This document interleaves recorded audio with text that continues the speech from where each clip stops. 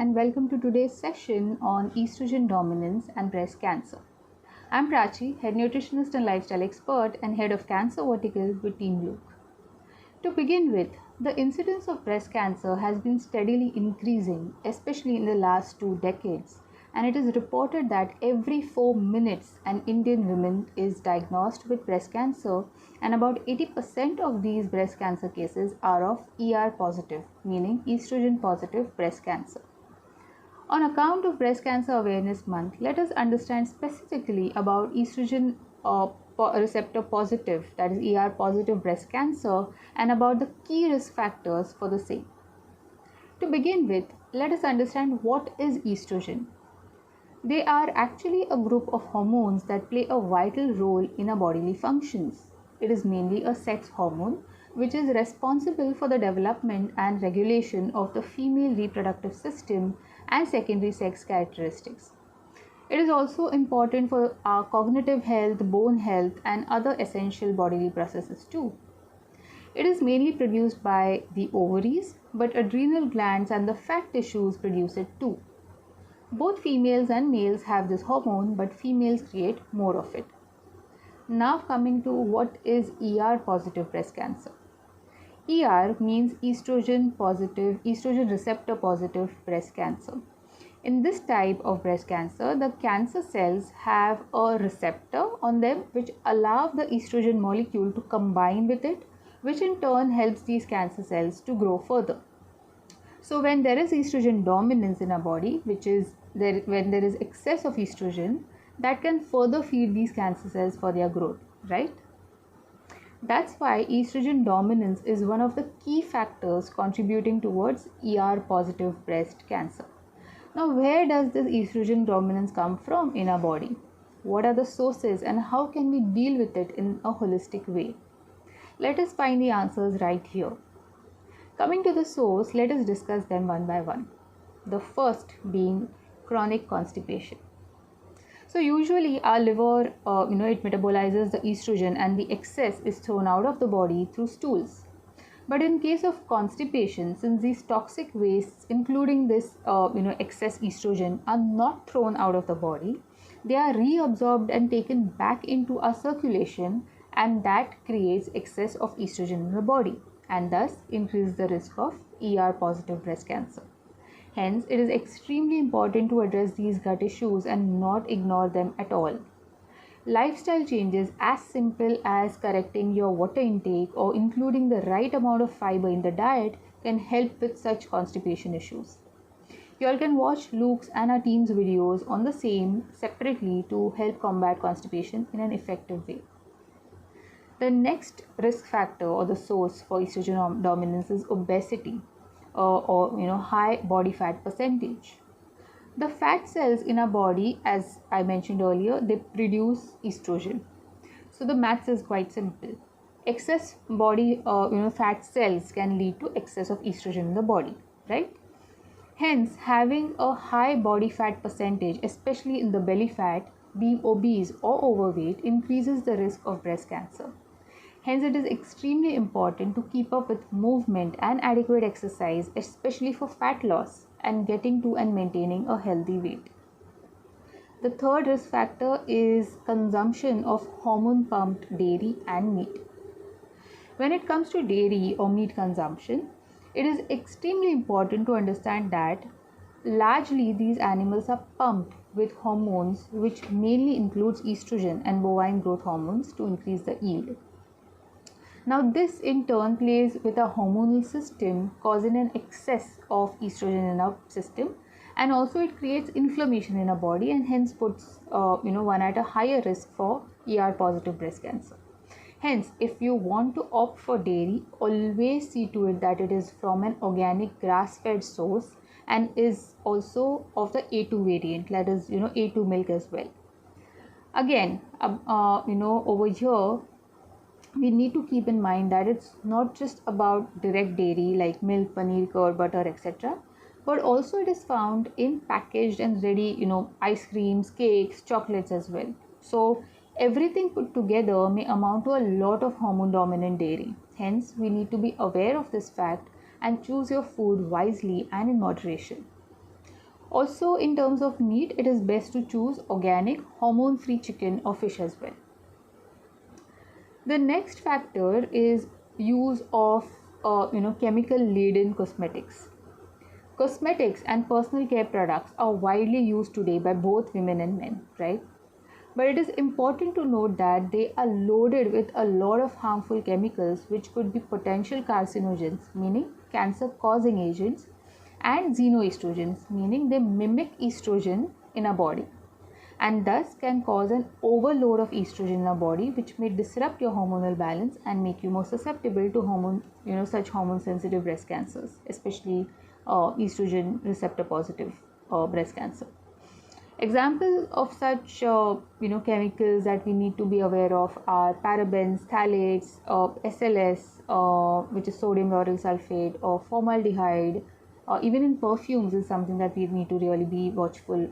We need to really look at.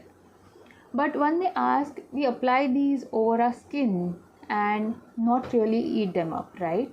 Then what's the issue even if they are chemical laden?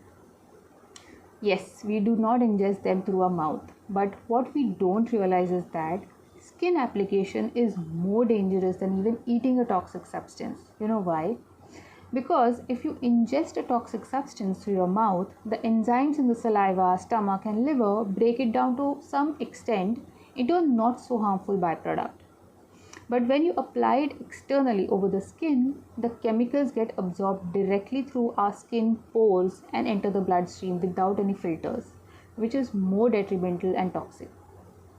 Hence, always opt for chemical-free cosmetics and personal care products, which are very much available in the market today. The next risk factor is use of plastic and xenoestrogens. Now, be it due to our fast-paced life or as a means of celebration, we often tend to order food from outside at the touch of our finger using various apps, isn't it? But what we don't realize is they are packed in poor quality plastic containers. Plastic containers, bottles, food packagings have bisphenol A, that is BPA, which is extremely harmful as it is a known xenoestrogen, as I mentioned earlier, which mimic estrogen in our body and hence further increase the risk of disrupting our hormones and developing such breast cancers. In addition, it also alters the cell DNA, making the body more susceptible to cancer. This is true in case of BPA free plastic as well. So people tend to okay, we wouldn't use plastic but we can always use BPA free plastic. No, even BPA free plastic has similar effects. So we need to be very careful of using plastic in our daily routine. Also, when you microwave your food in supposedly microwave safe plastic containers, heating the food in it itself leads to leaching of these harmful chemicals from the plastic into your food. Hence, it is best to avoid such plastic containers and instead opt for stainless steel or glass or earthenware pots or even cast iron for that matter in your routine. Having said that, even in addition to this, pesticides, herbicides are also potent source of xenoestrogens on the food that we eat. Hence, it is always best to opt for organic and ethically sourced food as much as possible. The next risk factor is long-term use of hormonal pills. OCPs, which are oral contraceptive pills, are commonly taken not just as a way of contraception but also as a treatment for acne or disorders like PCOS. Also, the use of one-time OCP is on the rise and is taken mindlessly. Apart from that, there are so many females who tend to pop in hormonal pills frequently to delay their periods for reasons like an upcoming travel or some religious function. This is highly detrimental as you are going against the normal flow of your hormones and it is going to disrupt your estrogen balance too. This may make you more susceptible to such hormone dominant cancers. Also, the use of postmenopausal estrogen and progesterone medications to reduce signs and symptoms of menopause pose a higher risk of breast cancer as well. Hence, we really need to take an informed decision as to if you really need to take these, and if there is absolutely a requirement to have these pills, then you also need to be aware of the ways to properly cleanse the body of the excess hormones, and need to be careful of not letting any other estrogen source in your routine through, as I said, plastic, milk, cosmetics, etc., as I discussed earlier.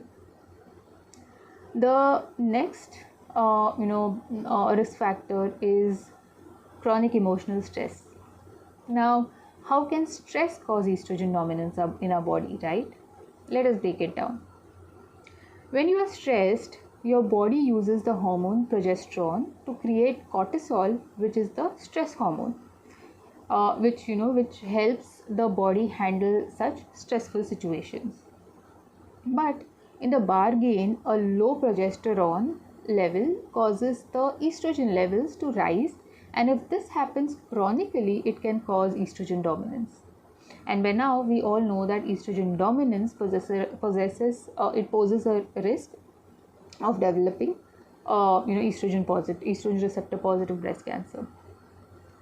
So that's mainly the link.